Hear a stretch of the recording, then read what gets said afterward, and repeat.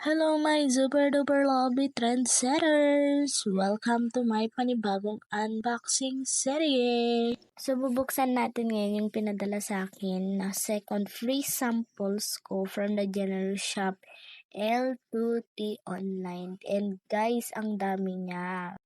Talaga namang excited na ako mga mare kasi yung mga pinadala sa atin ay mga gamit sa bahay na kailangan natin. Ito pala yung mga tumbler natin for kids. Maganda to pang budol sa mga tsukiting natin na mahirap painumin mga mare.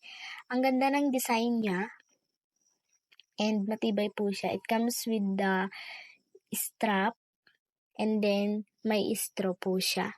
Available po siya sa madaming colors. Meron po siyang pink at saka meron po siyang white. Next naman natin mga mare ay yung insulated tumbler natin. Double wall insulated po siya that it can last up to 12 hours po. Pwede po siya sa hot and cold mga mare. And available po ito into 2 sizes. The 600 ml yan po, at saka yung una kanina is yung 350 ml.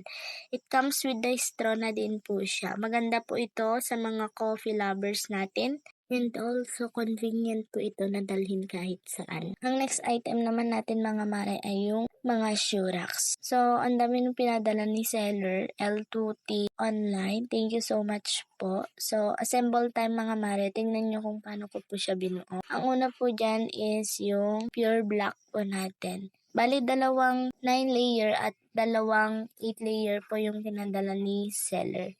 Bali, ang ganda nito kasi pwede mo siyang i-disassemble, lalo na sa mga naglilipat-lipat ng boarding yan, or sa mga estudyante, rather, mga nag-office, mga nagbo-boarding. Pwede nyo siyang i-assemble at i-disassemble. Convenient po siya na dalhin kahit saan.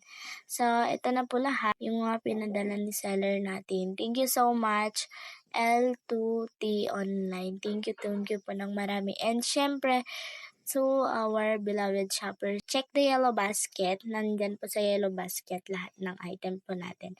Murang-mura po siya and affordable. Salamat po sa panunood. God bless and hanggang sa susunod muli. Thank you so much.